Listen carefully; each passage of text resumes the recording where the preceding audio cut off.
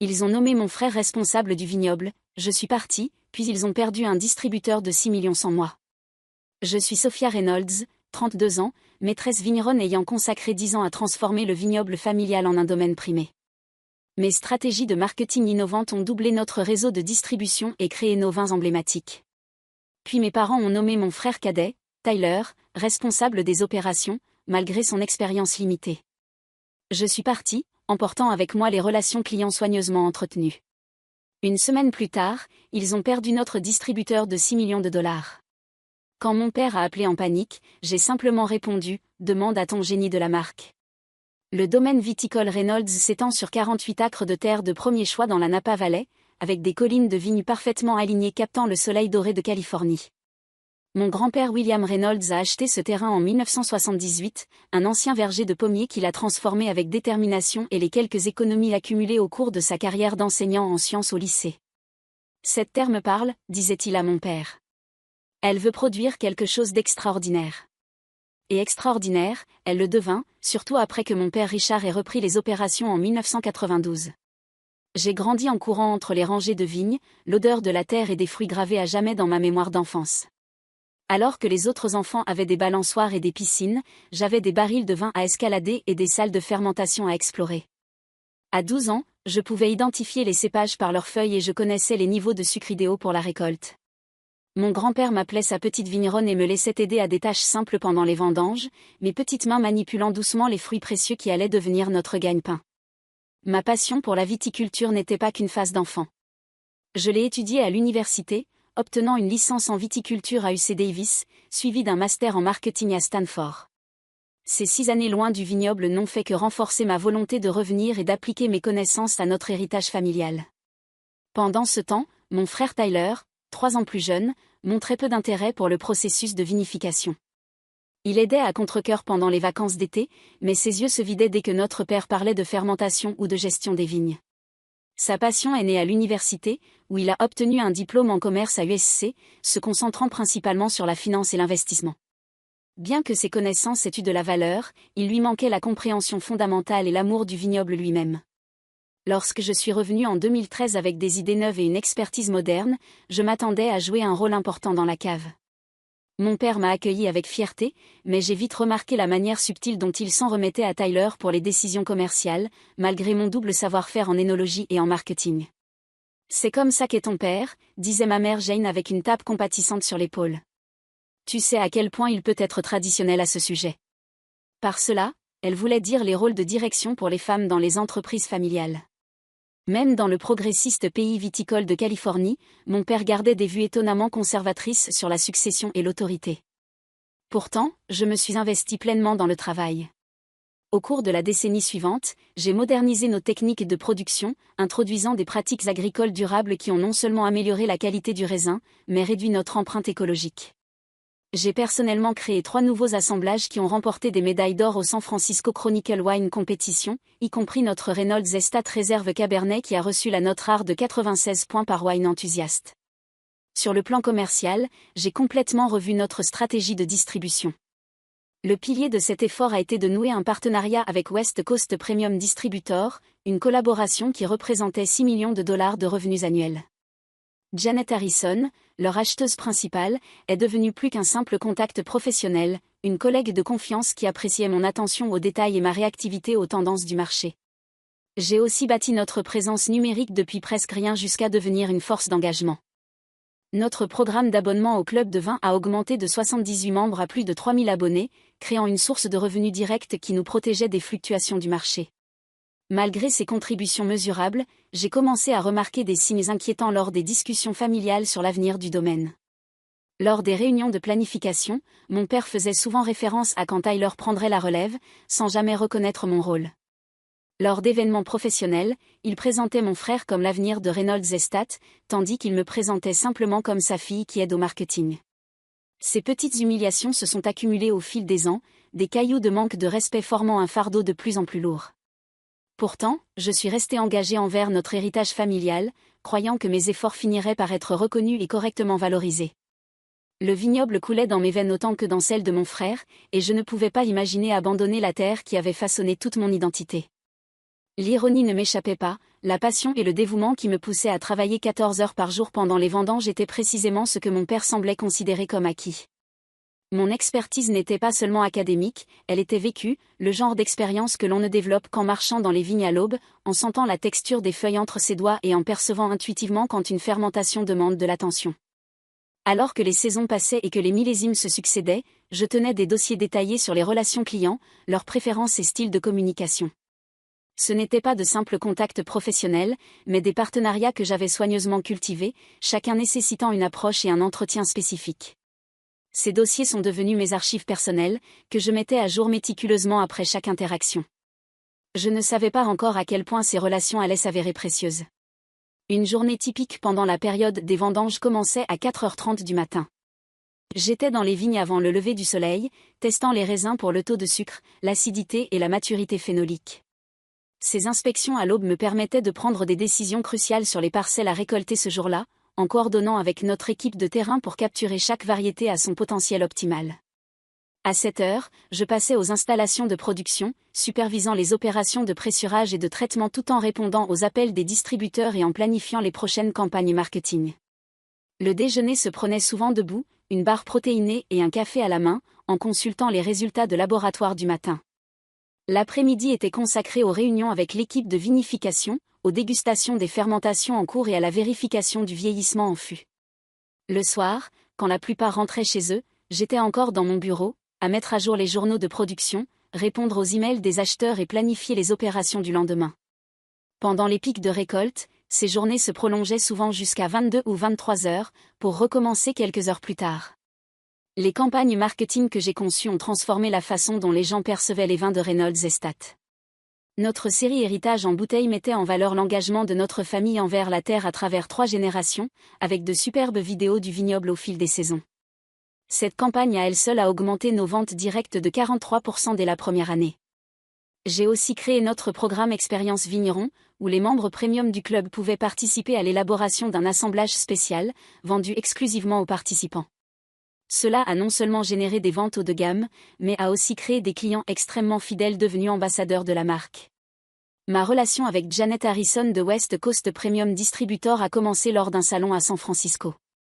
Alors que d'autres domaines envoyaient leurs représentants avec des discours standards, je versais moi-même nos vins en racontant les défis et triomphes uniques de chaque millésime. « Tu sais ce que j'apprécie chez toi, Sophia ?» m'a dit Janet après environ 1 an de collaboration. « Tu comprends que le vin n'est pas qu'un produit. C'est une relation. La plupart des gens avec qui je traite envoient simplement des fiches techniques et des grilles tarifaires. Toi, tu racontes l'histoire derrière chaque bouteille. » Cette approche avait assuré à West Coast sa position de premier distributeur, représentant près de 30% de nos ventes totales. Janet et moi avions des réunions trimestrielles où nous goûtions les prochaines sorties et élaborions des stratégies de placement. Ce n'étaient pas de simples réunions commerciales. C'étaient des sessions collaboratives et créatives profitant à nos 2 entreprises. Malgré ces réussites, les déceptions ont commencé à s'accumuler. Lorsque j'ai présenté une proposition détaillée pour étendre notre domaine à 5 hectares de cépages du Rhône, ce qui diversifierait notre portefeuille et nous protégerait contre les effets du changement climatique sur nos variétés de Bordeaux, mon père l'a rejeté sans vraiment y réfléchir. Le Cabernet est roi à Napa, dit-il fermement. Nous n'avons pas besoin de brouiller notre identité de marque avec des plantations expérimentales. Ce n'était pas une opinion non informée de ma part. J'avais mené des analyses de sol approfondies et des études de projection climatique montrant que ces variétés prospéreraient sur notre versant ouest et offriraient une stabilité de production à mesure que les températures continuent de grimper. Mais mon père ne s'intéressait pas à la recherche. Il avait déjà pris sa décision. Puis est venue la California Wine Summit, où notre Reynolds Estate Réserve Cabernet a été récompensé comme meilleur de sa catégorie. Étant la personne qui avait personnellement développé cet assemblage à travers d'innombrables essais, je m'attendais au moins à être mentionné dans le discours de remerciement de mon père. Au lieu de cela, il a loué la tradition familiale et a noté que mon fils Tyler avait été essentiel pour commercialiser ce vin. Tyler, qui avait en réalité critiqué le coût des nouveaux fûts de chêne français ayant contribué à la structure exceptionnelle du vin. Je suis resté là, abasourdi, applaudissant machinalement tout en essayant de digérer cet effacement public de ma contribution. Plus tard, lorsque je l'ai mentionné à mon père, il semblait sincèrement perplexe. « Tu es trop sensible, Sophia, dit-il en tapotant ma main. Tout le monde sait que tu aides à la vinification. Je voulais juste donner un peu de confiance à ton frère sur le plan commercial. Le schéma s'est répété lorsque je me suis retrouvée exclue des réunions de planification financière, bien que les relations de distribution que je gérais généraient la majorité de nos revenus. Ces réunions sont assez ennuyeuses, m'a expliqué ma mère. Juste des projections comptables et des stratégies fiscales. Ton père pensait que tu serais plus utile à la production. Ce qui devenait de plus en plus évident, c'était que mon rôle était présenté comme technique et de soutien, tandis que Tyler était préparé à diriger. Malgré sa connaissance limitée du produit, il assistait parfois à mes dégustations avec des acheteurs potentiels, faisant de grandes déclarations sur notre philosophie de vinification qui contredisaient parfois les méthodes réelles que nous utilisions. J'ai commencé à tenir des dossiers plus détaillés sur mes interactions avec les clients, conservant les échanges de courriels et les notes d'appel dans mes fichiers privés. Ce n'était pas à l'origine dans l'intention de partir, mais pour garder une trace de mes relations professionnelles. Ces fichiers comprenaient des détails personnels qui m'aidaient à entretenir des liens authentiques. Janet, de West Coast Premium, adorait parler de romans policiers. Martin, de Chicago Distribution, collectionnait des tire-bouchons anciens. Sophia, de East Coast Import, me demandait toujours des nouvelles de ma chienne adoptée, Bailey. Ce n'étaient pas de simples transactions commerciales, mais des relations humaines qui nécessitaient de l'attention et une interaction sincère. Mon frère levait parfois les yeux au ciel à cause du temps que je passais à bavarder avec les distributeurs, sans comprendre que c'était précisément cette relation qui assurait la présence continue de nos vins dans leur portefeuille. Le point de rupture est survenu après que j'ai créé une sélection spéciale de fûts qui nécessitait une attention méticuleuse pendant l'élevage. J'ai personnellement surveillé ces fûts pendant 18 mois, effectuant des ajustements minutieux pour créer ce que je considérais comme notre expression la plus aboutie. Lorsque le vin a obtenu une reconnaissance nationale, la réaction de mon père a été au mieux tiède. C'est un bon vin, a-t-il reconnu en haussant les épaules, mais probablement trop cher à produire régulièrement. Ce soir-là, je me suis assise seule dans la salle des fûts, entourée des fruits de mon travail, me demandant si je recevrais un jour la reconnaissance que j'avais gagnée après des années de dévouement et d'expertise. L'odeur de chêne qui m'avait toujours apaisée me semblait maintenant étouffante et, pour la première fois, j'ai envisagé que mon avenir puisse être ailleurs que chez Reynolds Estate. La réunion annuelle de l'entreprise familiale avait toujours lieu début janvier, après la frénésie des fêtes, mais avant que la nouvelle saison de croissance ne réclame toute notre attention. Nous nous réunissions dans la salle de conférence du domaine, une pièce ajoutée par mon grand-père à la maison de ferme d'origine, avec des fenêtres donnant sur le vignoble endormi, ses vignes nues traçant des motifs squelettiques sous le ciel d'hiver. Mon père était assis à la tête de la table en chêne antique, ma mère à sa droite, Tyler à sa gauche, et moi en face de lui. La pièce conservait l'odeur persistante du café et des pâtisseries que ma mère avait disposées sur le buffet, une tradition qu'elle perpétuait malgré le fait que nos opérations aient largement dépassé le cadre d'une petite entreprise familiale. Après avoir passé en revue les performances de l'année précédente, qui avaient été exceptionnelles, en grande partie grâce aux canaux de distribution que j'avais développés, mon père s'éclaircit la gorge et redressa les papiers devant lui. Maintenant, à propos de notre structure organisationnelle à l'avenir, commença-t-il, avec le ton formel qu'il réservait aux annonces importantes. Ta mère et moi avons parlé de la succession. Nous ne rajeunissons pas, et il est temps de penser à la prochaine génération de direction pour Reynolds Estate. Mon cœur s'accéléra. Après des années à prouver ma valeur, c'était sûrement le moment où mes contributions allaient être officiellement reconnues. Je me redressai, repassant mentalement le plan de vision à 5 ans que j'avais élaboré. Tyler, poursuivit mon père en se tournant vers mon frère, nous pensons que tu es prêt à assumer le rôle de directeur des opérations du vignoble et de la cave. La pièce sembla basculer. Je me cramponnai au bord de la table, persuadé d'avoir mal entendu.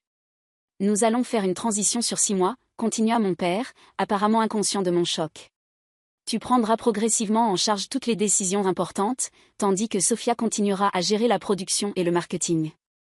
Tyler hocha la tête avec gravité, bien que j'aie aperçu une brève lueur de suffisance sur son visage avant qu'il ne retrouve une expression de responsabilité sérieuse. Papa, interrompis-je, ma voix me semblait étrangère. Je ne comprends pas. Cela fait des années que je gère la majorité des opérations. J'ai la formation, l'expérience et les relations dans l'industrie. L'expression de mon père s'adoucit d'une manière qui me noua l'estomac. C'était le même regard condescendant qu'il m'adressait enfant lorsque je demandais quelque chose qu'il n'avait jamais eu l'intention d'accorder. Sophia, tu es exceptionnelle dans ce que tu fais, et cela ne changera pas. Mais diriger l'ensemble de l'opération demande un certain type de leadership que, franchement, Tyler est mieux placé pour fournir. L'industrie réagit encore mieux à un leadership masculin, surtout avec nos partenaires de distribution les plus traditionnels. Ce n'est pas vrai, répliquai-je, sentant la chaleur monter à mon visage. C'est moi qui ai établi la majorité des relations avec les distributeurs. Janet, de West Coast, préfère spécifiquement travailler avec moi parce que je comprends à la fois le produit et le marché d'une façon que Tyler ne comprend tout simplement pas. Ma mère intervint, sa voix douce mais ferme. Sophia, chérie, il ne s'agit pas de tes compétences, qui sont considérables. Il s'agit de ce qui est le mieux pour l'entreprise familiale à long terme. Ton père et moi avons beaucoup réfléchi à cette décision. Je me tournai vers elle, sentant la trahison me transpercer plus profondément. Et tu es d'accord avec cette décision ? Même en sachant que je dirige essentiellement les opérations depuis des années pendant que Tyler s'occupait principalement de rénover la salle de dégustation ? Elle jeta un regard à mon père avant de répondre. Sa loyauté était clairement décidée. Je soutiens le jugement de ton père en matière d'affaires. Tyler, visiblement lassé d'être discuté à la troisième personne, se pencha en avant. Je sais que tu es déçue, sœur, mais j'ai de super idées pour moderniser nos systèmes. Par exemple, je pense qu'on devrait réduire le nombre de cuvées expérimentales en petits lots que tu produis et se concentrer sur l'extension de nos lignes principales. L'audace de sa proposition de supprimer précisément les innovations qui nous avaient valu des éloges critiques et des prix premium me laissa sans voix. Ce n'étaient pas de simples projets personnels. C'étaient des paris calculés qui avaient toujours porté leurs fruits, tant en prestige qu'en rentabilité. Ces cuvées en petits lots ont les marges bénéficiaires les plus élevées de tout notre portefeuille. Parvins-je enfin à dire. Ce sont elles qui nous valent des articles dans les revues spécialisées et qui bâtissent la réputation de notre marque. Mon père leva la main, un geste destiné à clore la discussion. Ce sont exactement le genre de discussion que vous aurez à l'avenir, Tyler prenant les décisions finales après avoir pris en compte ton avis. Après avoir pris en compte mon avis, répétai-je lentement, sentant pleinement le poids de ma rétrogradation. Donc, pour être clair, je vais travailler sous les ordres de quelqu'un avec moins d'expérience, moins de connaissances techniques. Et avec moins de relations dans l'industrie simplement parce qu'il est votre fils et non votre fille. C'est injuste, Sophia, dit mon père en fronçant les sourcils. Il ne s'agit pas de genre. Il s'agit de styles de leadership différents. Tyler a une approche plus assertive à laquelle les fournisseurs et partenaires réagissent mieux. Approche assertive ? Répétai-je, l'incrédulité dans la voix. Tu veux dire la façon dont il a interrompu la réunion de production la semaine dernière pour proposer de changer notre protocole de fût en plein milieu du millésime ? Une suggestion qui aurait compromis toute une année de vin premium si je n'étais pas intervenu. Tyler leva les yeux au ciel. Tu fais toujours tout un drame pour des détails techniques. Les affaires, c'est voir la vue d'ensemble, pas s'obséder sur chaque petit fût. Ces petits fûts représentent des centaines de milliers de dollars de revenus potentiels, rétorquai-je. Les détails comptent en vinification. Ce n'est pas comme vendre des gadgets. Mon père se leva, signalant que le débat était clos. C'est comme ça que fonctionnent les entreprises familiales, Sophia. Tu comprendras un jour. La décision est prise. Tyler prendra la tête des opérations, et j'attends de toi que tu le soutiennes dans ce rôle. À cet instant, en regardant l'expression résolue de mon père, les yeux détournés de ma mère et le triomphe mal dissimulé de mon frère, quelque chose s'est cristallisé en moi. Ce n'était pas un simple revers temporaire ou un malentendu à clarifier. C'était une révélation fondamentale sur la manière dont ma famille me voyait et évaluait mes contributions. Pendant des années, j'avais tout donné à ce vignoble. Ma formation. Ma créativité. Mon éthique de travail sans relâche. Croyant que l'excellence finirait par être reconnue et récompensée. Mais l'excellence, semble-t-il, ne rivalisait pas avec les présomptions enracinées sur qui devait diriger. Alors que la réunion se poursuivait avec des discussions sur les projections trimestrielles et les investissements en équipement, je restais figé, mon esprit courant vers des décisions que je n'aurais jamais imaginé devoir prendre. Le vignoble avait été mon identité si longtemps que l'idée d'en être séparé ressemblait à une amputation. Et pourtant, continuer dans ces conditions, ce serait accepter une dévalorisation fondamentale de ma valeur pas seulement professionnelle, mais personnelle. Lorsque la réunion fut levée et que mon père planifia une session de transition pour la semaine suivante, j'avais déjà commencé à dresser mentalement la liste de ce qui appartenait au domaine et de ce qui m'appartenait. La distinction, je m'en rendais compte, était bien plus claire que ce que je m'étais autorisé à voir jusqu'ici. Le lendemain matin, je ne me rendis pas au vignoble à l'aube comme d'habitude. Je me rendis plutôt à l'Oakville Grill pour rencontrer Rebecca Torres, propriétaire de Crescent Moon Vineyard et l'une des rares femmes à posséder un vignoble dans la vallée. Nous étions devenus amis lors d'événements du secteur, et je faisais pleinement confiance à son jugement. Autour d'un café, je lui racontais la réunion de la veille, ma voix se brisant par moments malgré mes efforts pour garder un ton factuel. Rebecca écouta sans m'interrompre, ses yeux expérimentés exprimant de la compréhension, pas de la surprise. Quand je terminai, elle étendit la main et serra la mienne. Malheureusement, ce que tu décris n'est pas rare, même aujourd'hui, dit-elle. J'ai eu la chance d'avoir des parents progressistes qui valorisaient la compétence plus que la tradition. Ce n'est pas donné à tout le monde. Je ne sais tout simplement pas quoi faire, avouai-je. Le vignoble fait partie de moi. J'ai littéralement mis mon ADN dans ces vins. Rebecca s'adossa, me regardant attentivement. Laisse-moi te poser une question importante. Si Reynolds Estate n'était pas l'entreprise familiale, si tu étais simplement une employée avec tes qualifications exactes et tes contributions, que ferais-tu dans cette situation? La question m'a frappé comme un éclair de lucidité. Je partirais immédiatement, répondis-je sans hésiter. Je mettrais mon CV à jour et je chercherais un poste où mon expertise serait reconnue à sa juste valeur. Alors pourquoi la réponse est-elle différente juste parce qu'ils sont ta famille? Je fixai ma tasse de café. Parce que partir, c'est comme renoncer à mon héritage. C'est comme abandonner la terre que mon grand-père aimait. Ton grand-père t'aimait aussi, non? Demanda doucement Rebecca. Aurait-il voulu que tu te diminues pour préserver un lien avec la terre et les vignes? Le vignoble existera toujours. La vraie question est, continueras-tu à te respecter si tu restes dans ces conditions? Le reste de la journée, je fis une évaluation minutieuse de ma position dans le secteur. Je passais des appels discrets à des contacts dans d'autres domaines. Je ne cherchais pas activement un emploi, mais j'évaluais l'intérêt pour mon expertise. La réponse fut unanime et encourageante. J'avais des options, de bonnes options, si je choisissais de partir. Ce soir-là, après le départ de tout le monde, je suis retournée dans mon bureau à la cave. Le bâtiment était étrangement silencieux, seuls les gargouillis occasionnels des cuves dans la zone de production rompaient le calme. J'ai allumé mon ordinateur et commencé à sauvegarder mes fichiers personnels, en particulier mes notes détaillées sur les relations avec les distributeurs. Ce n'étaient pas des documents de l'entreprise, mais mes propres méthodes et observations.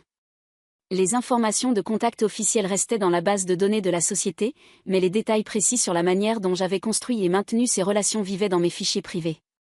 L'approche pour chaque client, les liens personnels que j'avais tissés, le timing des communications qui maintenaient Reynolds Estate dans leur esprit.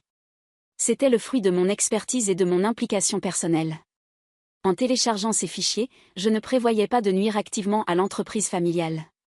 Je préservais simplement le travail qui m'appartenait légitimement, représentant des années de relations construites et d'intelligence professionnelle. J'ai ensuite commencé à vider mes tiroirs, triant les souvenirs accumulés, un bouchon de notre premier millésime primé, des cartes de remerciements manuscrites de distributeurs, une petite bouture de vigne conservée dans la résine, offerte par mon grand-père. Chaque objet portait des souvenirs, rendant le processus plus émotionnel que prévu.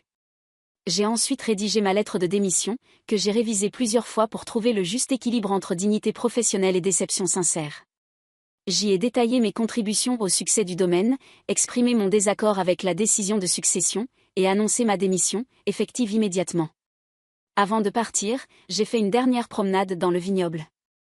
La nuit de janvier était froide et claire, les étoiles perçaient le ciel noir au-dessus des vignes endormies. Ces rangées avaient été mon terrain de jeu, ma salle de classe, mon bureau, ma toile créative. Les quitter, c'était comme abandonner une partie de moi-même. En marchant, j'ai entendu des pas s'approcher. Tyler est sorti de l'ombre près du bâtiment principal, l'air à la fois suspicieux et inquiet. « Qu'est-ce que tu fais ici aussi tard ?» demanda-t-il. « Je dis au revoir », répondis-je simplement. Il fronça les sourcils.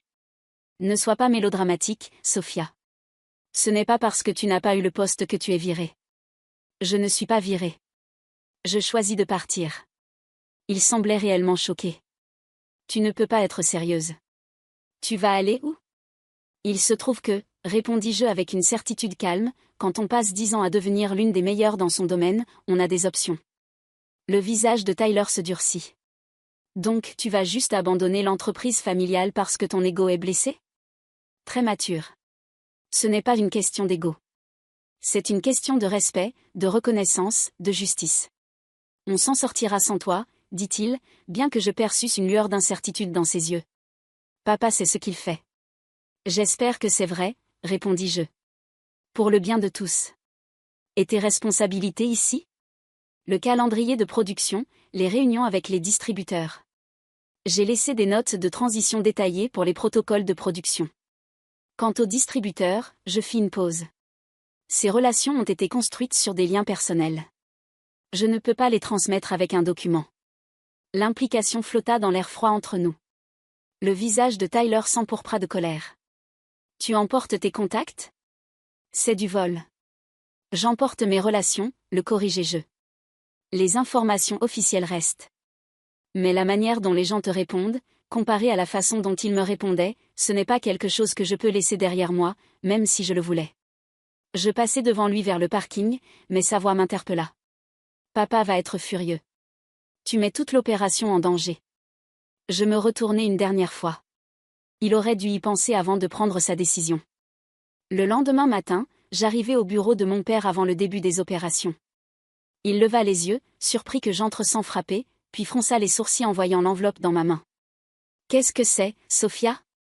On a la réunion de transition vendredi. Il n'y aura pas besoin de cette réunion, dis-je en posant ma lettre de démission sur son bureau. Je démissionne, avec effet immédiat. Il fixa l'enveloppe sans la toucher. Ne sois pas ridicule. Tu ne peux pas simplement abandonner tes responsabilités ici. Je n'abandonne pas des responsabilités. Je refuse une rétrogradation. Son visage devint rouge. Ce n'est pas une rétrogradation. C'est une clarification des rôles qui reconnaît des forces différentes. Nous savons tous les deux que ce n'est pas vrai, répondis-je, gardant la voix stable malgré l'émotion qui menaçait de me submerger. Mais peu importe maintenant. Ma décision est prise. Il prit finalement l'enveloppe, sans l'ouvrir. Tu reviendras quand tu te seras calmé. Cet endroit est dans ton sang. Peut-être, concédai-je, mais pas dans les circonstances actuelles. Alors que je me tournais pour partir, il m'appela, sa voix soudain moins assurée. Les distributeurs ne te suivront pas, tu sais. Ils ont des contrats avec Reynolds Estate, pas avec Sophia Reynolds en personne. Je m'arrêtai à la porte. On verra bien. Ma première semaine loin de Reynolds Estate passa dans un flou d'arrangements pratiques et de digestion émotionnelle. Je louai un petit appartement à Saint Helena, à seulement 15 minutes du vignoble, mais suffisamment loin pour m'apporter une distance psychologique de ma vie précédente. L'endroit était simple mais fonctionnel, avec un petit balcon donnant sur un jardin intérieur, rien à voir avec les vues panoramiques sur les vignes auxquelles j'étais habitué, mais cela représentait quelque chose de précieux, l'indépendance. Pendant 2 jours, je me déconnectais volontairement, éteignant mon téléphone et me permettant de ressentir pleinement le poids de ce qui s'était passé. Il y eut des moments de doute, bien sûr des interrogations nocturnes sur si j'avais réagi de façon excessive, si la loyauté familiale aurait dû l'emporter sur la dignité professionnelle. Mais le 3e matin, en regardant le lever du soleil avec mon café, je ressentis une certitude croissante d'avoir fait le choix nécessaire, aussi douloureux soit-il. Quand je rallumai enfin mon téléphone, il se mit immédiatement à vibrer avec des notifications. 23 appels manqués, 47 messages textes et plus de 60 emails.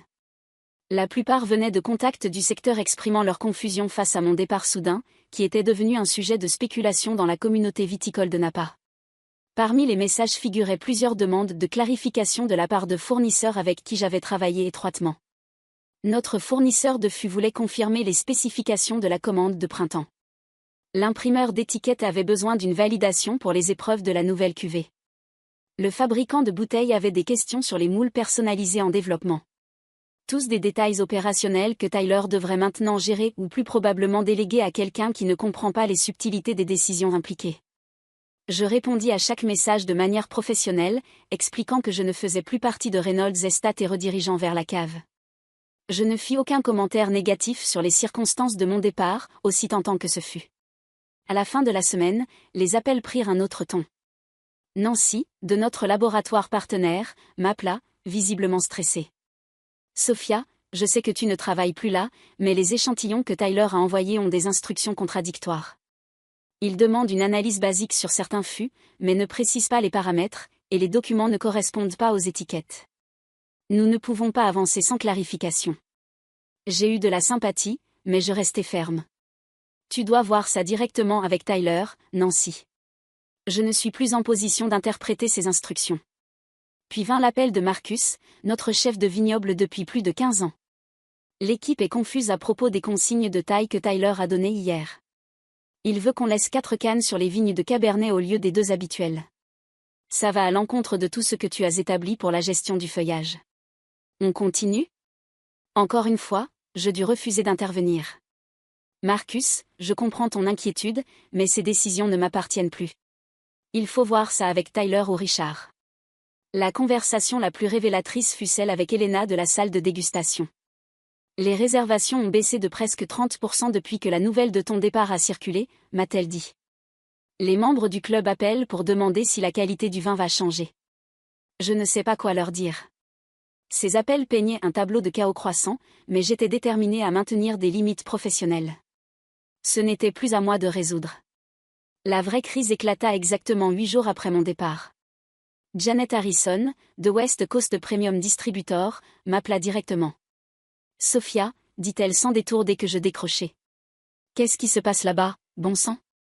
Je viens d'avoir la réunion la plus étrange avec ton frère. » Je me suis installée sur ma chaise de balcon.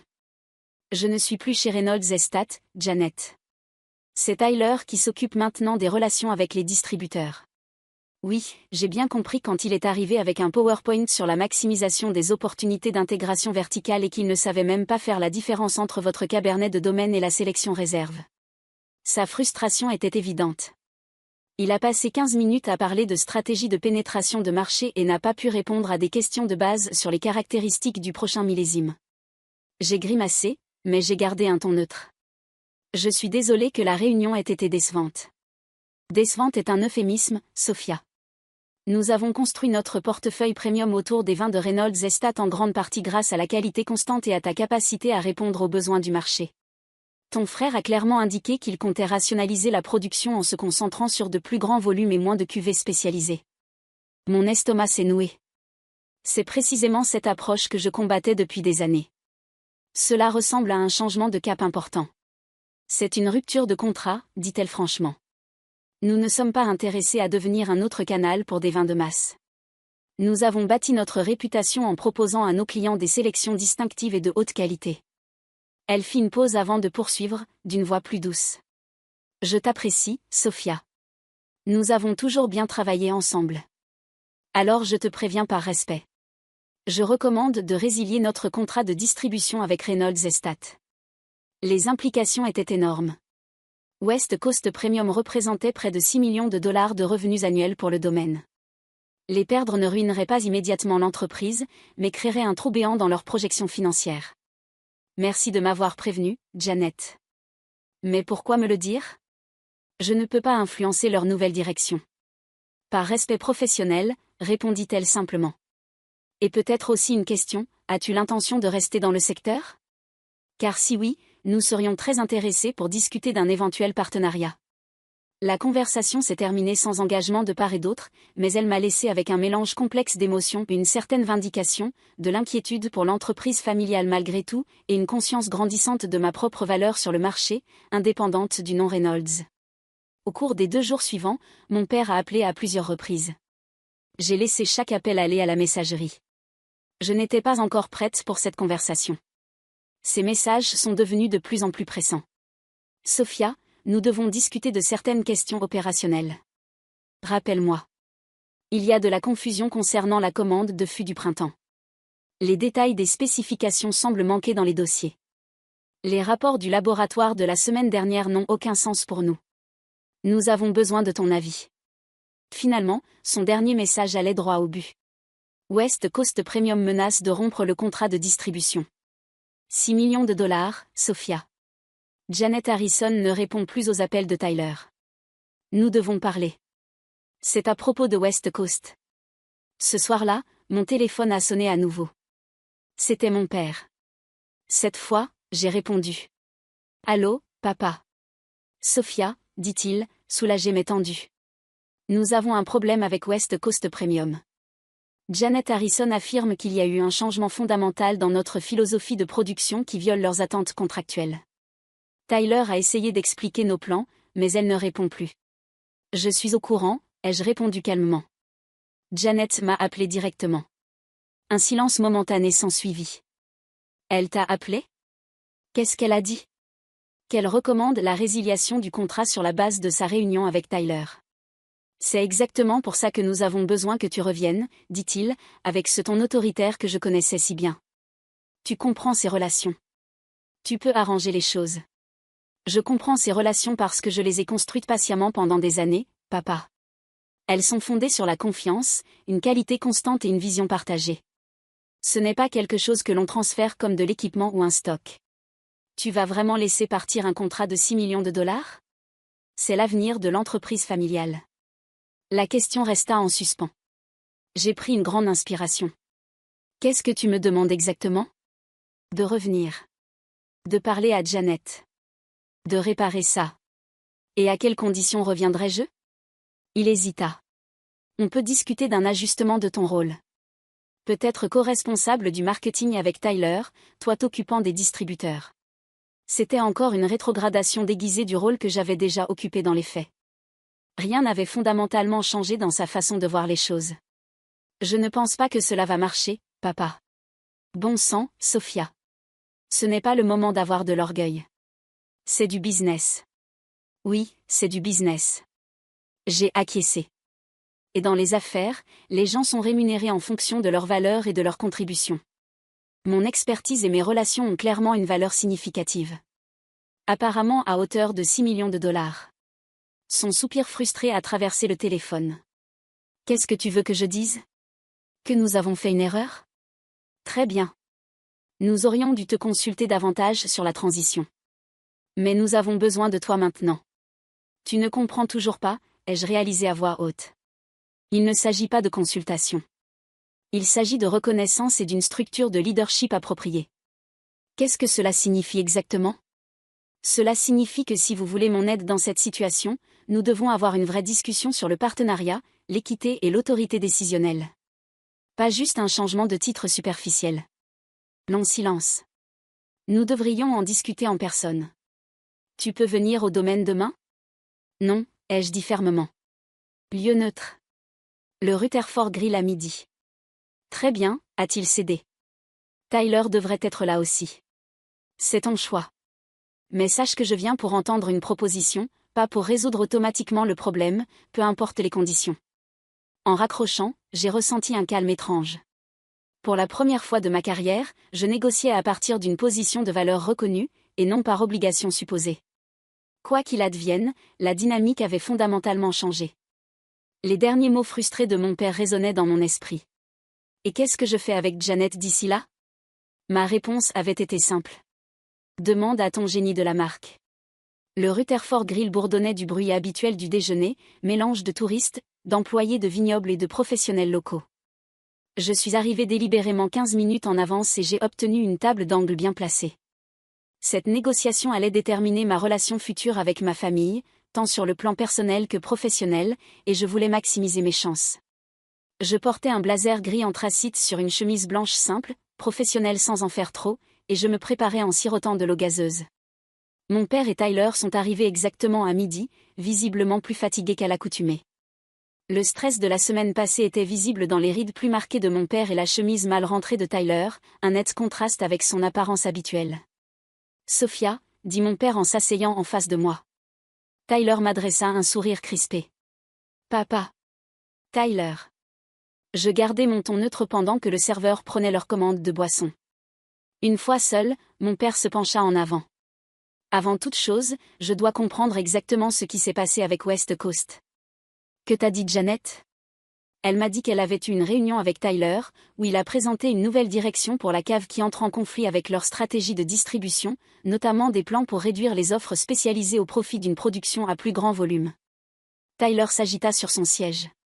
Je n'ai jamais dit ça explicitement. J'ai juste présenté quelques idées d'optimisation qui pourraient augmenter notre production principale, ce qui réduirait forcément les ressources pour les petits lots. Traduction, les vins qui nous apportent prestige et différenciation. Ces éditions spéciales représentent à peine 15% de notre volume, argumenta Tyler. Il n'est pas logique de consacrer autant de temps et d'espace de cuverie à des produits à diffusion limitée. Et pourtant, elles représentent 30% de notre marge bénéficiaire et quasiment toute notre couverture médiatique. J'ai rétorqué. Ce sont elles qui attirent l'attention des sommeliers et directeurs de restaurants. Elles créent un effet de halo qui valorise toute notre gamme. Mon père leva les mains. C'est précisément le genre de discussion que nous aurions dû avoir en famille avant de présenter quoi que ce soit au distributeur. Le problème immédiat est que West Coast menace de rompre un contrat de 6 millions de dollars.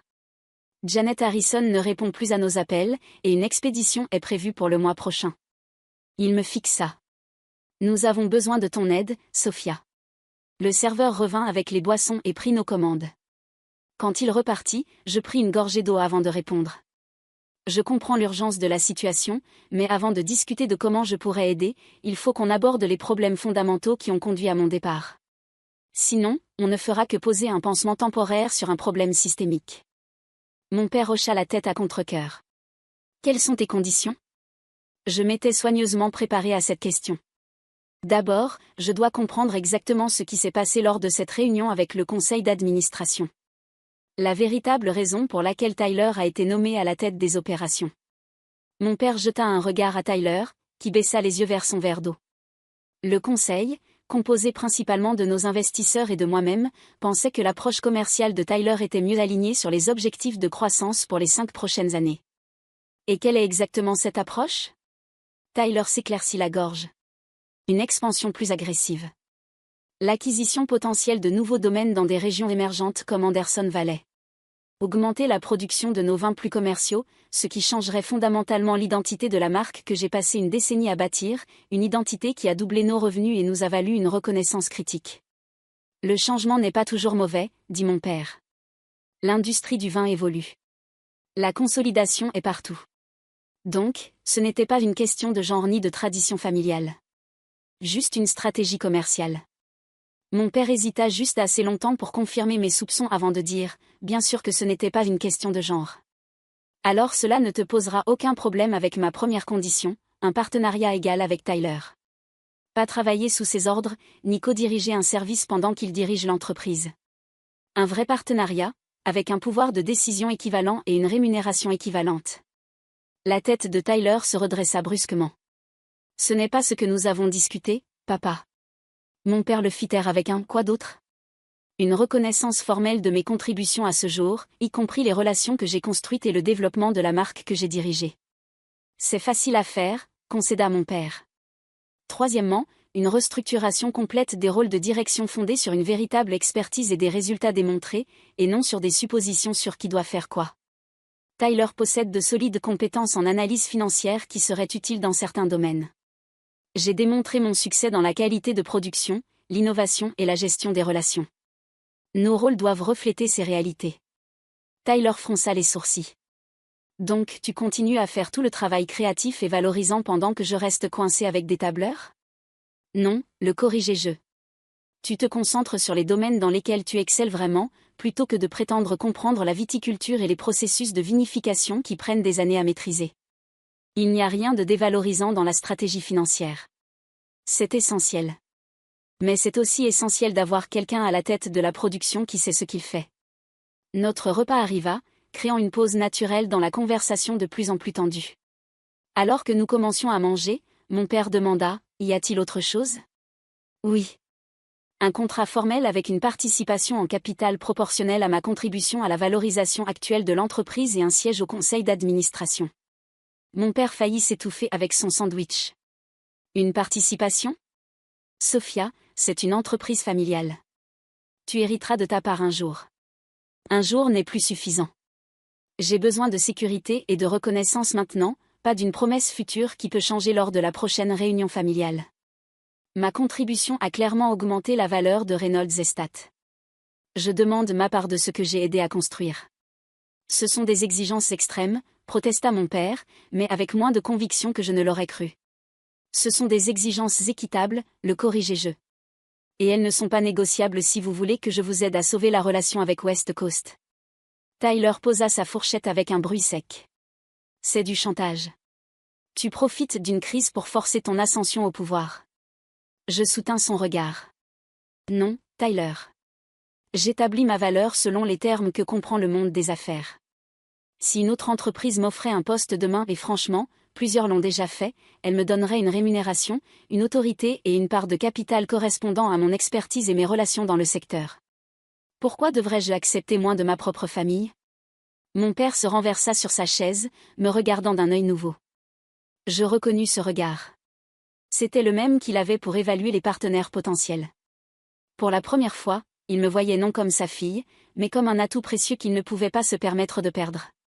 Si, et je dis bien si, nous envisagions cette restructuration, comment traiterais-tu le problème immédiat avec West Coast, demanda-t-il. J'appellerai personnellement Janet, lui expliquerai qu'il y a eu une réorganisation significative de la direction, et demanderai une réunion pour discuter de nos véritables plans de production pour les prochaines vendanges. Je la rassurerai sur le fait que notre engagement envers la qualité et les offres spécialisées reste inchangé, et j'apporterai des échantillons de nos prochaines cuvées pour en faire la démonstration. Et tu crois qu'elle acceptera ça? J'en suis certaine, répondis-je avec assurance. Parce que notre relation repose sur la confiance et la constance de mes engagements. Une réunion maladroite n'a pas encore détruit cette base. Mais continuer dans cette direction le ferait certainement. Mon père échangea un regard avec Tyler, une communication silencieuse passant entre eux. L'expression de Tyler traversa la colère, la résignation, puis une acceptation à contre-cœur. Nous allons devoir discuter de ces conditions avec notre avocat, dit enfin mon père. Rédiger une documentation officielle si nous poursuivons. Bien sûr, acquiesçai-je. Mon avocat examinera tout aussi. Les sourcils de Tyler se haussèrent. Tu as un avocat? J'en ai engagé un le lendemain de mon départ, confirmai-je. C'est du business, après tout. À la fin du repas, mon père semblait vieilli au-delà de son âge, luttant contre le bouleversement des dynamiques familiales que ses propres décisions avaient déclenchées. Je n'ai jamais voulu que cela arrive, dit-il doucement. Des avocats et des contrats entre membres de la famille. Moi non plus, admis-je, adoucissant légèrement mon ton. Mais parfois, la formalité protège les relations au lieu de les détruire. Des attentes claires et une reconnaissance explicite évitent le genre de ressentiment qui détruit vraiment les familles. Alors que nous nous préparions à partir, mon père demanda. Tu peux au moins appeler Janet aujourd'hui? Lui donner quelques garanties pendant qu'on règle les détails? Je considérai la demande. Je vais l'appeler et lui expliquer que nous sommes en discussion sérieuse sur une restructuration de la direction, avec un accent renforcé sur le maintien de notre qualité premium et de nos offres spécialisées. Mais je ne ferai aucune promesse tant que l'accord ne sera pas finalisé. Il acquiesça, acceptant ce qu'il pouvait obtenir. Merci. Tandis que Tyler se dirigeait vers le parking, mon père resta un instant de plus. Tu sais, tu me fais penser à mon père plus que je ne l'aurais imaginé. Il aurait fait exactement la même chose à ta place. Venant de lui, c'était le plus grand compliment possible, bien que je soupçonnasse qu'il ne le disait pas totalement comme un éloge. Grand-père m'a appris que l'excellence mérite reconnaissance, répondis-je, et que les bonnes entreprises se construisent sur le respect, pas sur l'obligation. Il serait fier de toi, admit mon père, même si tes méthodes me donnent des brûlures d'estomac. Pour la première fois depuis des semaines, nous partageâmes un sourire sincère. Petit, timide, mais réel. 3 mois après ce déjeuner décisif, je marchais dans le vignoble de Reynolds Estate à la lumière du petit matin. La rosée s'accrochait encore aux jeunes feuilles printanières. Les vignes sortaient de leur dormance, de petites pousses s'élevaient vers le soleil avec la promesse d'un nouveau millésime. Mais le vignoble n'était pas la seule chose transformée par la saison. Mon bureau, désormais beaucoup plus spacieux et situé à côté de celui de Tyler au lieu d'en dessous, arborait une nouvelle plaque sur la porte, Sophia Reynolds, associée gérante et directrice de la vinification. Le titre n'était pas simplement honorifique, il reflétait la réalité de notre organisation restructurée et ma participation au capital de l'entreprise. Le processus de négociation avait été intense, avec de nombreuses réunions impliquant des avocats des deux côtés. Mon père avait d'abord résisté au pourcentage de participation que je demandais, mais les évaluations de marché de ma contribution avaient finalement été convaincantes. Tyler avait eu du mal à accepter la redéfinition de son rôle, mais en se concentrant davantage sur les opérations financières et la croissance stratégique des domaines dans lesquels il excellait réellement, sa résistance s'était peu à peu transformée en collaboration prudente. La réunion avec Janet de West Coast Premium s'était déroulée exactement comme je l'avais prévu. Une fois que je lui avais assuré que notre engagement envers la qualité et les produits spécialisés restait ferme, elle avait accepté de maintenir notre contrat de distribution, bien qu'avec des clauses plus explicites sur le mix de produits et les standards minimums de qualité. La relation était désormais plus forte qu'avant, avec une clarté accrue sur les attentes des deux côtés. Ce qui m'avait le plus surprise, c'était le changement de dynamique avec ma mère. Après des décennies passées à s'effacer devant les décisions de mon père dans les affaires, elle m'avait approché en privé avec une franchise inattendue. J'aurais dû dire quelque chose, avait-elle admis lors d'un moment de calme dans le jardin derrière la maison principale. Je savais à quel point tu contribuais, à quel point tu étais essentiel à notre réussite. Mais j'ai laissé les idées traditionnelles prendre le dessus sur ce que je savais être juste. Pourquoi n'as-tu rien dit pendant la réunion de famille, avais-je demandé. Elle détourna le regard, réfléchissant soigneusement à sa réponse. La peur, en partie. La peur de perturber un ordre qui semblait établi, mais aussi parce que je n'ai jamais eu à me battre pour être reconnu comme toi. J'ai accepté les limitations qu'on m'imposait sans les remettre en question. Te voir te défendre m'a fait réaliser à quel point je les avais intériorisées. Cette conversation avait marqué le début d'une relation plus profonde et honnête entre nous, dans laquelle elle exprimait de plus en plus ses propres opinions lors des discussions familiales, au lieu de simplement suivre mon père. La transformation ne s'était pas faite sans douleur. Les séances hebdomadaires de thérapie familiale, condition que j'avais exigée dans notre accord, avaient fait remonter à la surface des décennies de suppositions tacites et de ressentiments.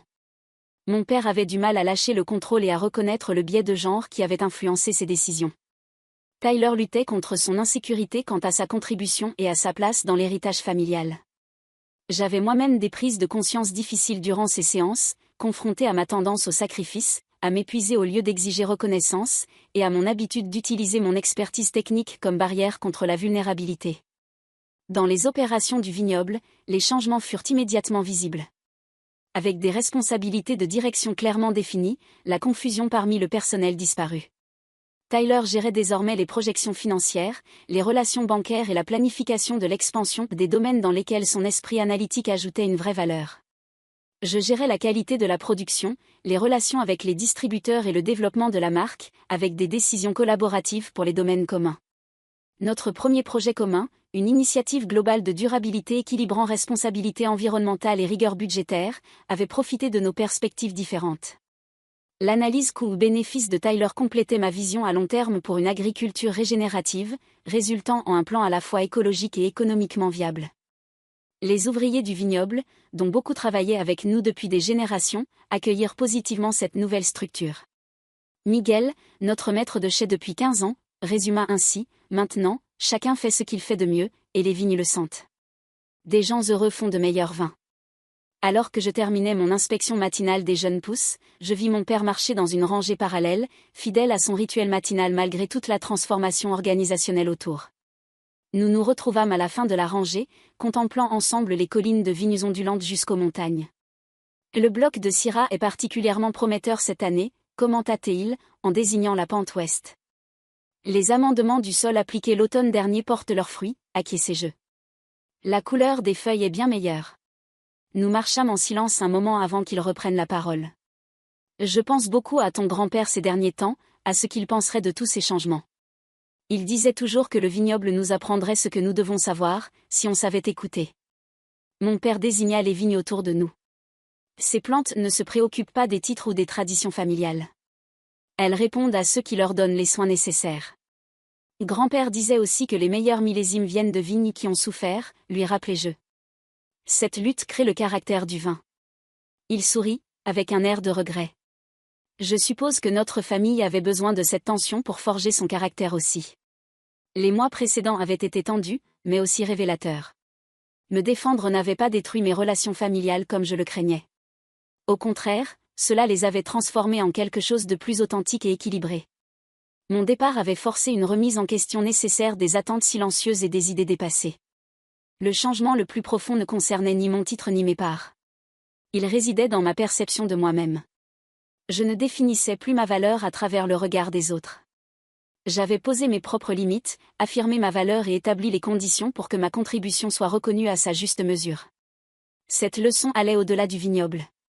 En défendant ma valeur, j'ai découvert que l'affirmation de soi n'est pas de l'égoïsme, comme on m'avait appris à croire. C'est nécessaire pour avoir des relations authentiques, personnelles comme professionnelles. Mon départ n'avait rien à voir avec un abandon du patrimoine familial, mais sur le fait d'honorer ma propre légitimité au sein de cet héritage. Alors que mon père et moi retournions vers le bâtiment du domaine, il s'arrêta. Nous envisageons cette expansion dans la vallée d'Anderson que Tyler a proposée.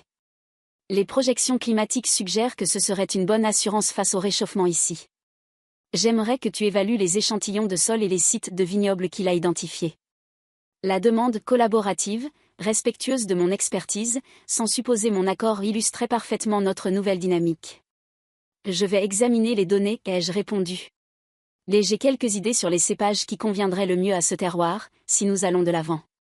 Plus tard dans l'après-midi, alors que je dirigeais une dégustation en barrique avec notre équipe de vinification, je repensais à tout ce chemin parcouru ces derniers mois. La vigne poursuivait son cycle éternel d'ébourrement, floraison, véraison, vendange indifférente aux drames humains. Mais les vins que nous élaborerons à partir de ces vignes porteront à jamais la marque de cette période de transformation. La leçon que je retiendrai est la suivante: connaître sa valeur est essentiel, mais avoir le courage d'exiger une reconnaissance adéquate de cette valeur, voilà où commence la véritable liberté. Parfois, s'éloigner est la seule voie pour être réellement reconnu. Et reconstruire sur une base de respect mutuel, aussi douloureux que cela puisse être, crée quelque chose de bien plus solide que toute loyauté imposée. Alors que la richesse complexe de notre dernière cuvée emplissait la salle de barrique de promesses, je ressentis un profond sentiment d'alignement avec mon travail, ma famille et moi-même. L'avenir de Reynolds Estate sera façonné par une collaboration authentique, et non par des suppositions héritées, créant un héritage digne non seulement d'être conservé, mais d'être véritablement célébré.